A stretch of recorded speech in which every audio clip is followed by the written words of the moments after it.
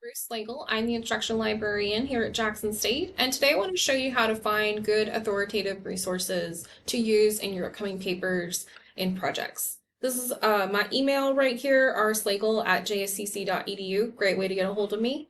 Another way you can get a hold of any of us here at the library is you can come and book a librarian and meet with one of us individually, or you can come and chat with us while you're working through finding sources. First, we're going to go into using CINAHL. CINAHL is an academic database that is primarily focused on medicine and the medical world. So anything you're putting in here, as long as it's medical related, it's going to show some results.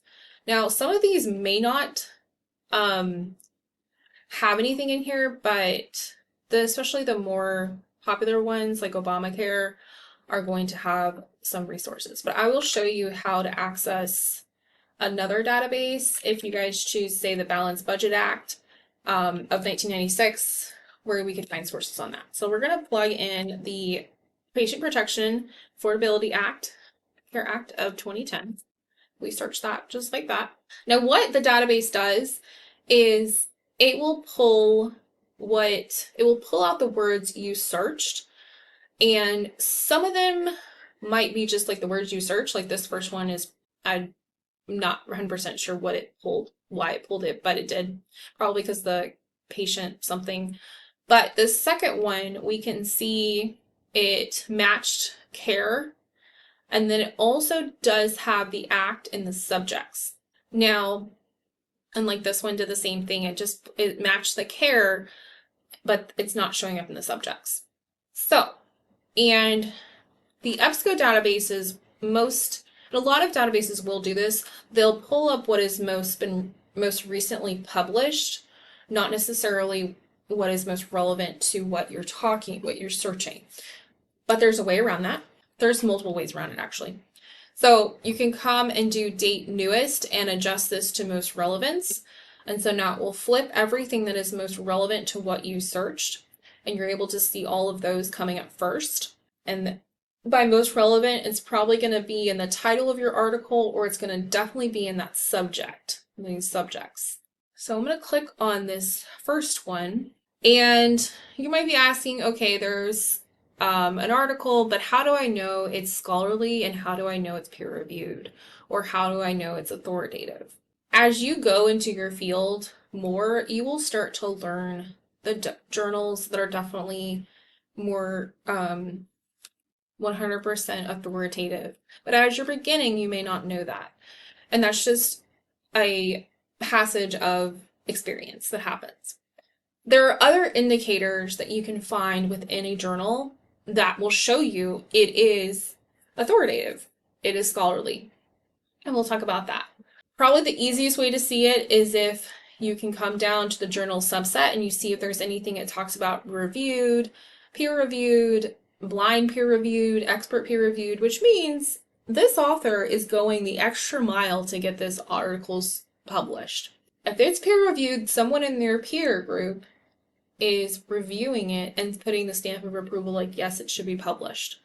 Blind review says that, and you might see also double blind review, which means it goes through two sets of, so blind review means the reviewer has no idea who wrote it, and so they obliterate or block out the author of the article's name, and then when the author gets their article back with comments or suggestions, they don't know who reviewed their article. So it's a blind review on both sides. The double blind review can mean that it's gone through two sets like that. There's just a variety of different ways. Another way you can tell that it is more authoritative is how the article is written. Predominantly in the medical world, they're going to be written in APA, which means they're always going to have an abstract with them. An abstract is great because you're kind of getting a preview of what the article is going to be about. And then you also might see where your authors are coming from. If they're coming from universities, they're coming from research institutions, they're coming from research centers, then they're authoritatives. They have an authority on what they're talking about, because most definitely they have degrees in this field. So that is another just indicator, and you can go off and search the different authors. So you can, and anything that is highlighted in blue in CINAHL, you can click on it and search more that way as well. So, and oftentimes with these subjects, it can be the database attaching it, but it could also be the authors themselves attaching keywords, because as an author, you want your information, your articles to be found by other researchers. So you're going to attach terms, keywords that will make it easier, help your readers find your information, find your article that you've written. And keep in mind too, if an article is written in a certain year, so this one was published in 2016, that doesn't necessarily mean that the research was done in 2016. It could be that the research they did was prior to that. It just 2016 is when the article got published. It takes a lot of time and effort to get an article published. Like, you have to go through the writing, you're going through the research of it. It can just be a length of time. I'm gonna actually look at this article. So you can come over here to the, after you've read through the article, you've looked through, seeing if it's peer reviewed, and checking it out a little bit. You can come over here to the PDF and look at the article. So we have a great introduction. They're telling you, why they wrote the article. And then they're giving you some back history to the research that they're doing. Now, some of this stuff was in fact published in 2016 that they're citing. So this article was since they're citing something that was published in 2016, then they wrote the article in 2016. That is a good indicator. But these years, you have the indicator of when the article was written. Oftentimes articles will have literature reviews, what they call them, or lit reviews. And the lit reviews can be like a back history of the actual topic that they're writing on. So this one has the introduction, but I would say this right here is kind of following into the literature review, because it's giving you a back history of where the policy came from and how the policy came about. So that can be awesome information to get gleaned from. And if you're especially like going on and doing more research on such a topic, having this back history can really help you, because you can go and find those articles. And then you've got a chart, which those can always be great. Another great indicator is that it is scholarly. That's when you go to the reference page and you see all the references that they used to cite from in their article. No matter how, this article is not very long, it's only 13 pages, but 3 of those pages almost are their references. So they did a lot of research and they are citing and cross-referencing to a lot of other places. Now, some of these are going to be other articles that are talking about the Affordable Care Act. Some of them, they're going to be a differentiation of different research. So that is something to keep in mind too. Like, is the research they're showing, is it actually current? Is it authoritative too? And you can just kind of start filtering through. A lot of this looks like this website. So, but they are using, research papers. So this individual, this is one of the authors actually, he or she wrote an article, a paper that they presented at a conference earlier, and that is what they're citing here. So just to show you. But other than that, I would say this article looks pretty good. It's got a lot of good overviews.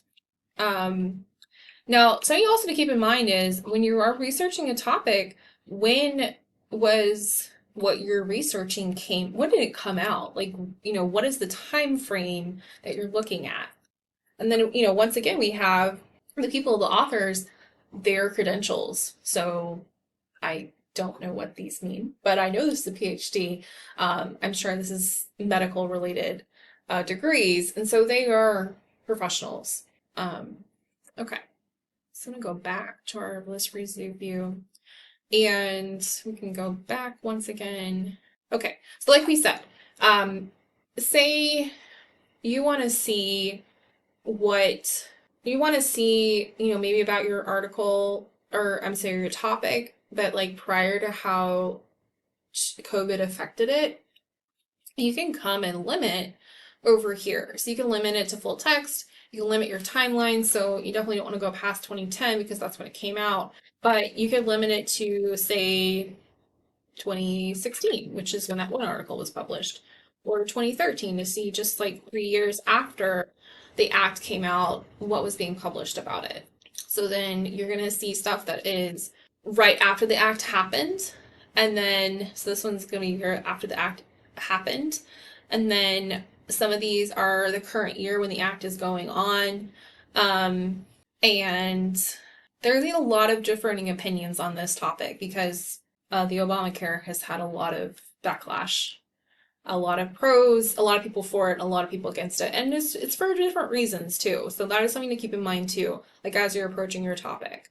And thinking about too, like what aspects of the Affordable Care Act are being affected. Like this one's talking about OBGYNs, what they need to know. But then, this is talking about occupational therapy, how they provide services to Medicare patient recipients, reproductive health. I think that's right. Yeah. The serious, gains and challenges. And then you can adjust your timeline too. Like, so if you want to see, like, I want to see from 2013, not from 2010 necessarily, to 2019, once again, you can adjust and close in your search word, like close in your time frame that you're looking through. And we're still in the most relevant within just searching the act. Now you can come to advanced search and plug in something else. Like maybe you wanted to see, I want to see how it affected reproduction. I don't know if any of you remember, but one really big part of Obamacare was how it affected certain religious groups and how it affected just reproduction and females and stuff. Okay, so some of this stuff, again, is not necessarily like we established before. It's not always going to be specifically what we are searching, but like this one was when we found that one before, and it doesn't look like any of these other ones are specifically talking about the CARES Act. The Obamacare. But you can click on it and it might mention it within, which they do. They mention the Affordable Care Act within the abstract. So that is, even if it's not mentioned initially, that is something to keep in mind as you go through. Okay. Okay. Say that what you're encountering, and you can always come out and adjust any of your limiters. So we could go back, so it reverted back.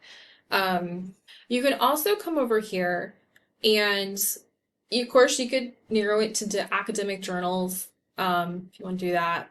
But then you could also come and narrow it based on your subject headings and your age range, your gender, and your geographic location. Now, it looks like all of everything you're going to be dealing with is within the United States. But if you were searching something that was global, like say you're searching pandemic, but you wanted to focus it on perhaps what was going on in China, then that would be different. Or Europe or wherever. So you can come down here and you can click on different ages. So say you want to see how it's affecting just a children or child. Okay. So this one has child and the age and the subjects.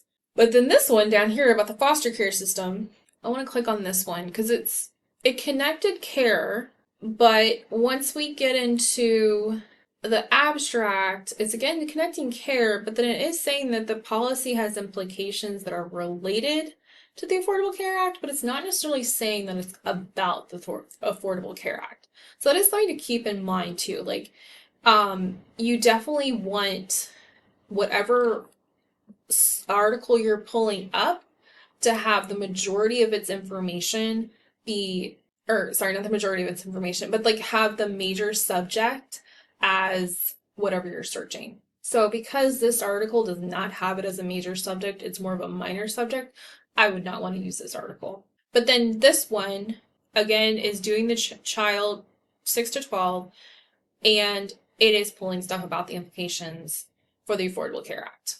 So that is a different one. And this is about cancer in children. And then you have, it's like, you've got your introduction. And then this is a study that they did, and they studied kids that had had cancer before the age of 21. So they're reading the methods that they used. Now, this one doesn't have, in these subjects, it just says biomedical. It doesn't actually have that it's peer-reviewed or peer-reviewed or double-blind or anything like that. But I know that it is scholarly because of, it has an abstract, and more specifically in that abstract, the abstract is talking about a study that happened. And then I can, of course, go ahead and look at the article and see if they have and then I'm able to see the people who wrote the article. They're all from this hospital, so they're all researching together. And the biggest thing is their research, like this, and they're actually pulling from St. Jude, like a research hospital, like they're pulling from research. So they have their introduction, they have their method, but then you can go down and see like where are their references. Again, they don't have maybe quite as many references. And the reason might be because it's kind of an ongoing study. They're studying participants. And so just because you're studying stuff doesn't mean that's not peer reviewed either or scholarly. Like this is definitely still authoritative, but this is authoritative in a different way because they're using more, how should I say, like nitty gritty, like how the act really is affecting real people versus in the cloud, this is how the act is going to work, versus this article specifically is talking about individuals where the act affected them in both negative and positive ways. So that's something to keep in mind too. I hope this is making sense to y'all. And if you're like at the stage of like, well, how do I learn to do this?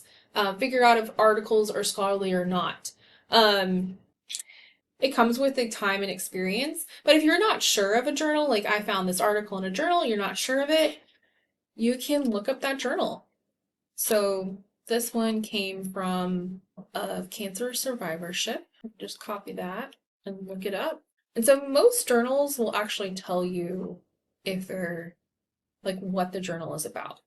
So this one's based on research and practice. They're telling you that they're doing original research on cancer survivors, and they're using these different ways to write their articles. So you can see all now this and like the reasons that they're publishing this type of journal.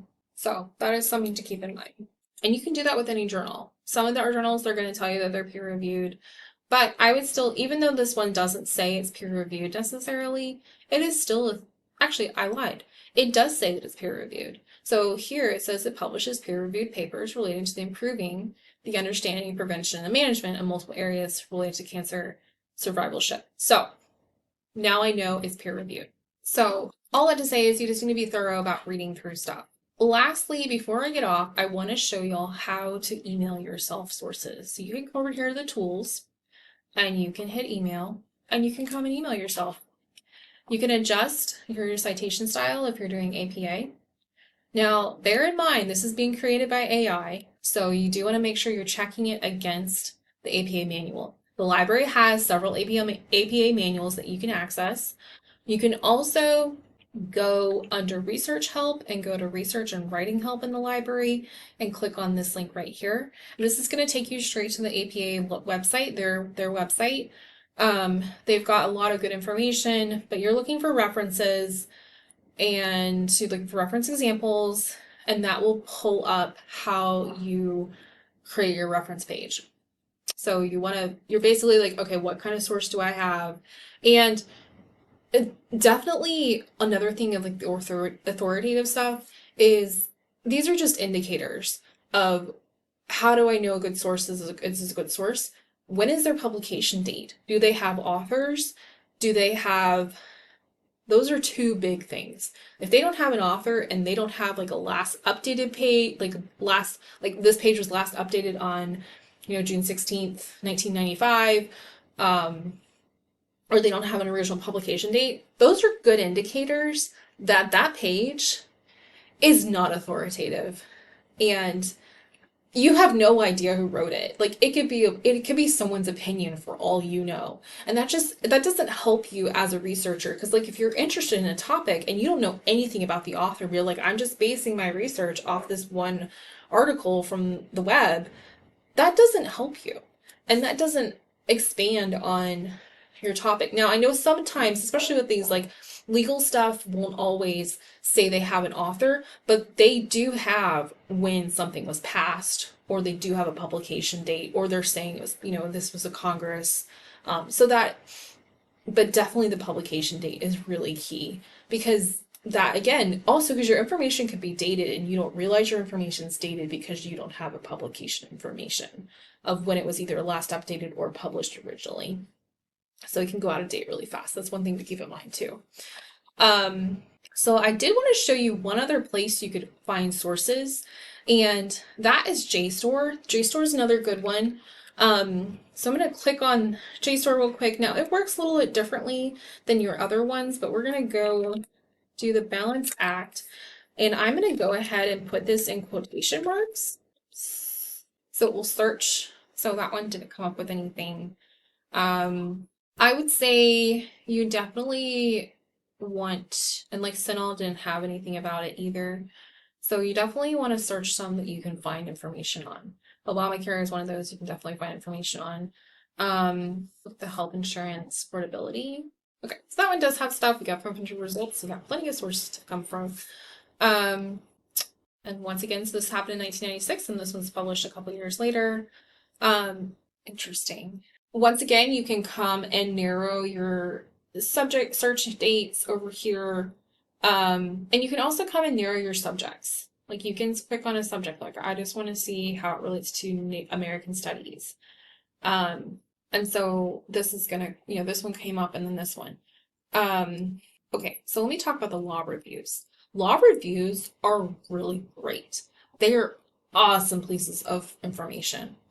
It's because what they do is they give you a whole background history legally of how that act works and how, yeah, and just like how, like they'll go into the full narrative. And one other thing to think about too is oftentimes these authors are either like they are already lawyers, they are in a law program, or they're like professors, they practice law for a certain amount of time and then they've come back to teaching. But research is really huge in the legal field. And so, like, having good research is very important. So, if you've come across any law reviews, they're automatically scholarly, they're automatically authoritative. That's just something you know because it's in their interest, and that's just how the legal field works. Um, but they're great pieces of information. They can be long, but long does not mean bad. Long can mean really good. And like I said, they have the introduction and then they're going into like the background of Indian healthcare, like how it just works for the Native Americans, and then HIPAA and the privacy. And they're going back like far back into the early, mid 1900s and stuff. So one thing JSTOR has been doing more recently is giving you related articles on what you searched. So all of these are going to be definitely about Native Americans. It looks like they're all coming from the law review. Um, they may or may not be on everything you search, but they're definitely referring to something within your topic. Now you can, of course, come and download your article. You can cite, get your citation. You can grab, you can email, you can share it with yourself, you can email. Now, JSTOR is going to connect to your personal email, whatever email you have attached to your computer, so that's what's going to pull up. But you can also come over here to items and grab this remote access, and you can access it later. You can, keep going, scrolling through. You can, make it bold. It's really good. Awesome. Okay, I want to show y'all, go to the very end of this so I can show you the reference page. They're going to have a lot of references. As you can see, they've got a lot of footnotes already. They've got over 100 footnotes and like article. And I don't know if y'all can see this like down here. These are codes, like either legal code that they're referencing. Very detailed in the research that they have. Okay, so how they work is they don't necessarily have a separate page where they have their work cited, but they're within the article itself. So that's not just because it's not at the end of the article doesn't mean it's not scholarly, but it's all throughout the article. That's it. If I can think of anything else, I'll let you guys know. But if you have, once again, if you have any questions, you need help accessing anything, you're just not sure where to go, you are now sure where to go to find articles. So JSTOR and CINAHL are your two best bets to find articles. Now, we do have other medical related databases. So if you come to find resources and go to A to Z databases, you can adjust subjects and then come to health sciences and you can see all of our databases that are relating to the health sciences. Now, some of these are encyclopedias, which you are not using for this assignment, but these two work. And then we have ones that are like specific to specific medical fields.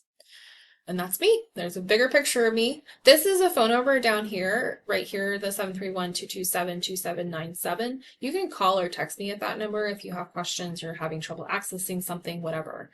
Anyways, I hope this helps you guys and good luck. Talk to you later. Bye.